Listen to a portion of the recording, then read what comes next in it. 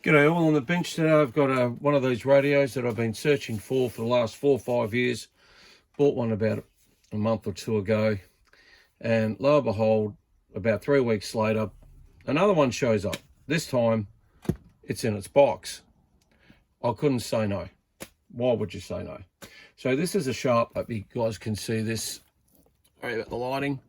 This is a Sharp CB-5470 AM SSB 40 channel. Sorry about the glare there. 40 channel AM single sideband radio. And what we're going to do, we're going to do a bit of an unboxing for a radio that's probably, what,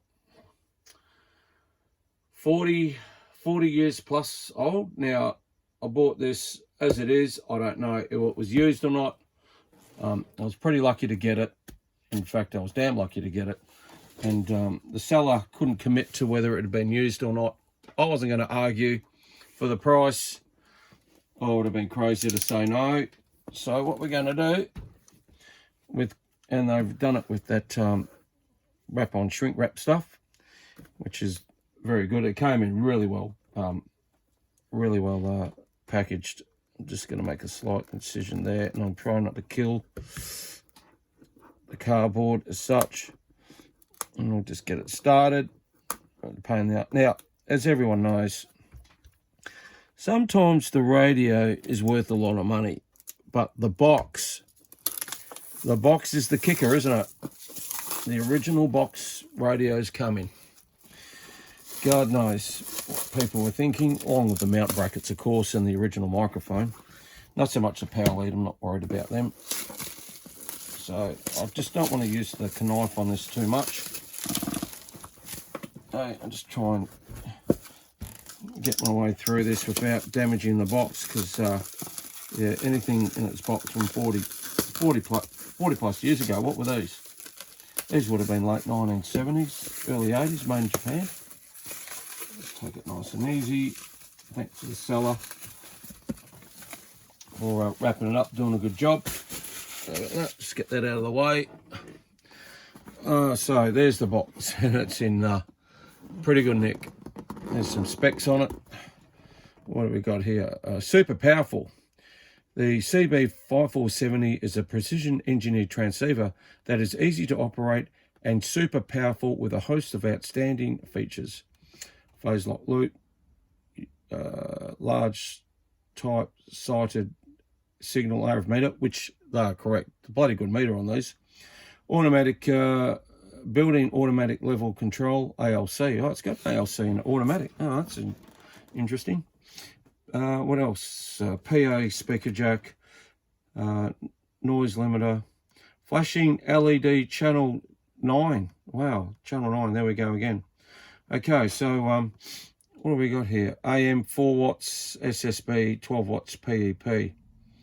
Yeah, I'm sure they're all 12 watts PEP. Hopefully you guys can read that. Get a bit of a close up there. You can have a quick look, see what it says.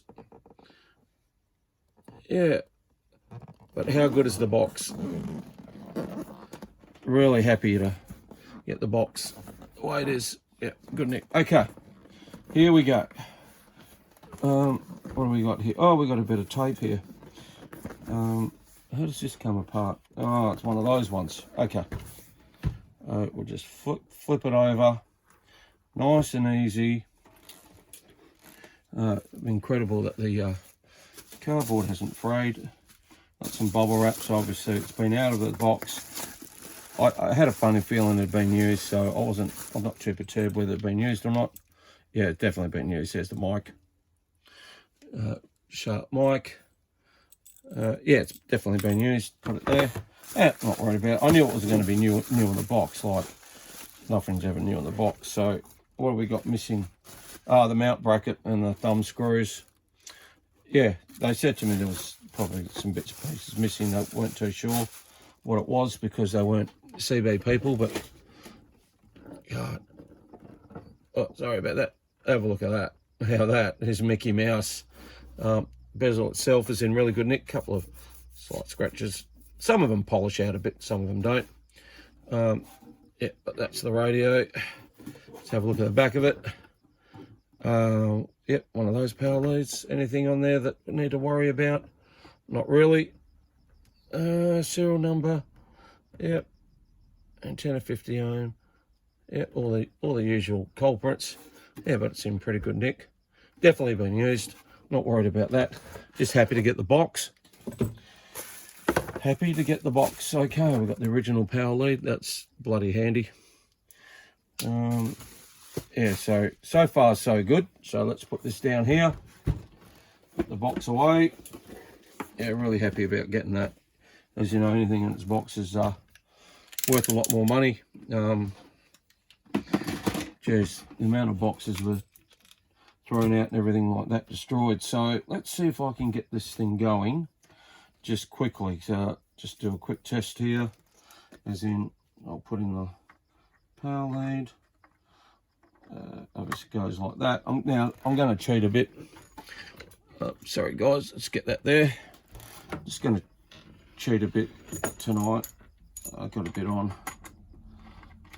I'm just going to always, and this is a good thing that I learnt in ham school, about the way you set up a radio and the basics of a radio, and the last thing you plug in is the microphone, because that's the last thing that can cause any drama.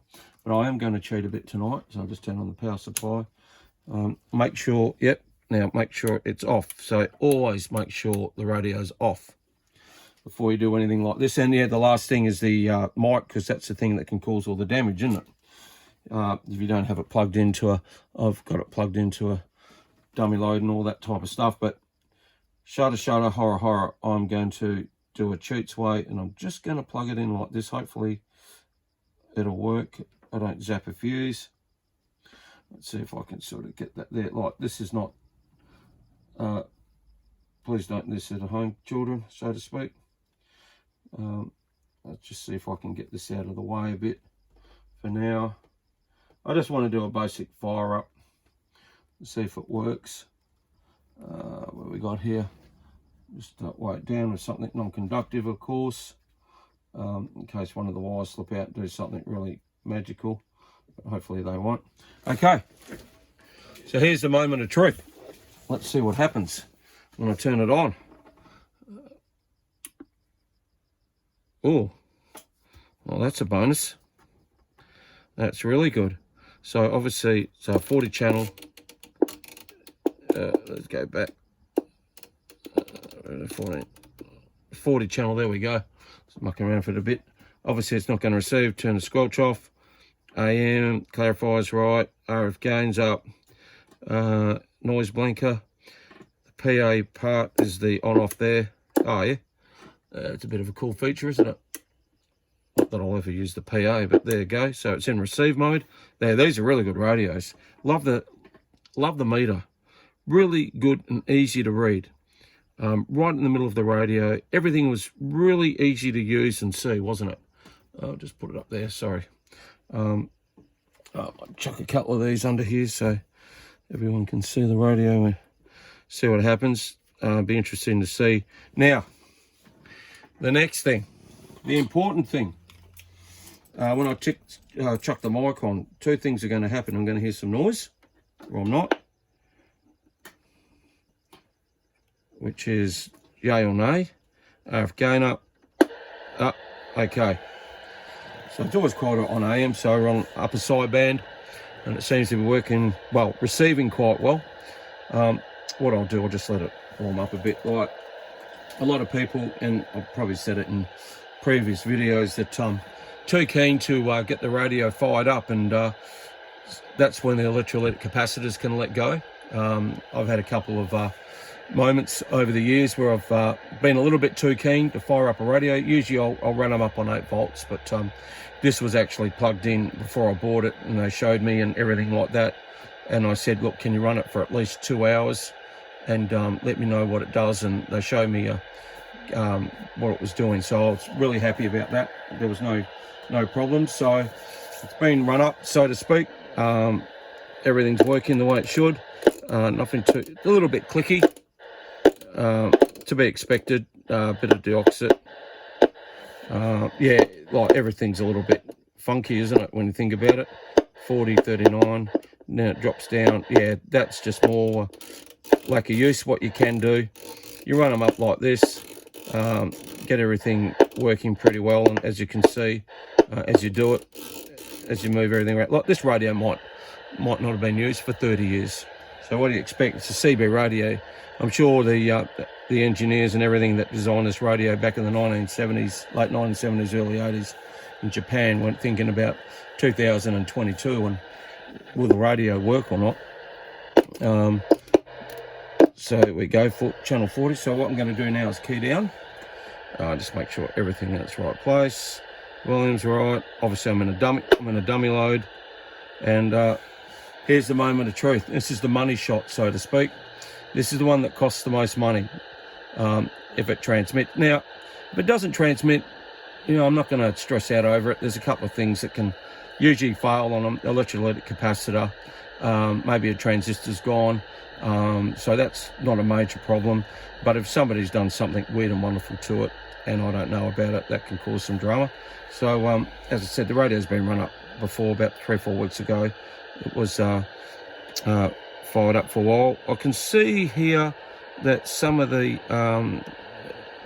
meter readout numbers, 10, 30, 60, I think, are faded, which means that this radio has probably been in the sun at some stage. Might have been in a car, something like that. So anyway, let's see what happens. Audio 1 2, audio 1 2, audio. Well, that's music to my ears. Let's go on lower sideband. Audio. Yep. What do we got here?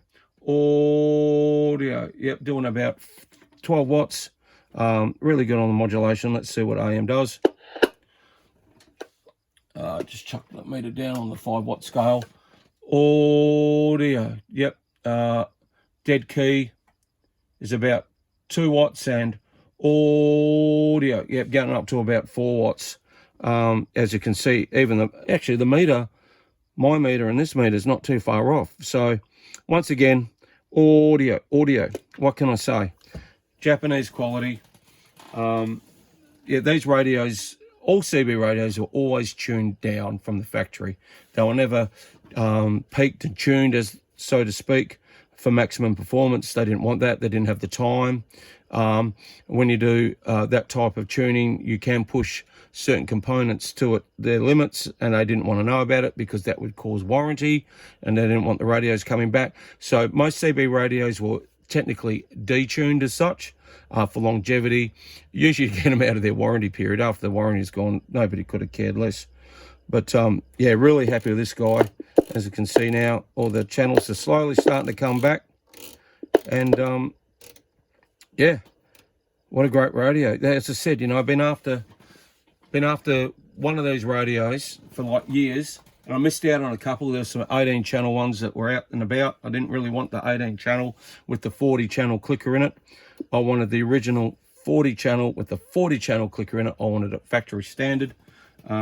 Because what happens a lot of the time is that if somebody had an 18 channel and they put a 40 channel in it, depending on who did it, they might not have realigned the radio. So when you do a 40 channel conversion, you're meant to realign the radio on channel 20, which is halfway between the bands that you're going to use, or the frequencies you're going to use.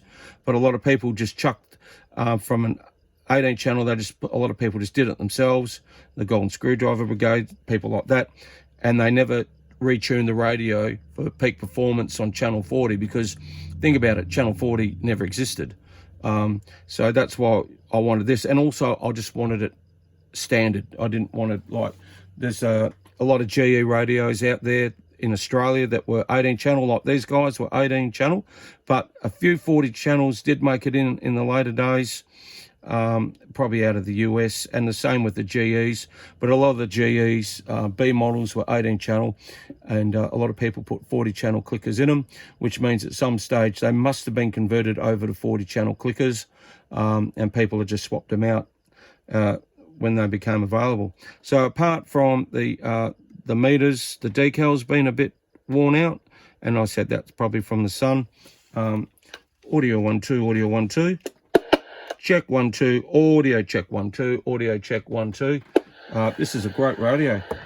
What I'm going to do, just going to turn it down, and I'm going to let it sit. I'll fix up the power lead issue. That's only a temp, as I said, and apart from that, I'll let this run overnight, give it a quick going over tomorrow morning before I nick off to work, and couldn't be happier. There's another one to add to the collection. Don't forget, like the videos, subscribe to the channel, give me a thumbs up. I love all the feedback you guys give me, any comments, anything like that. Really appreciate it, and thank you for watching. 73s for now.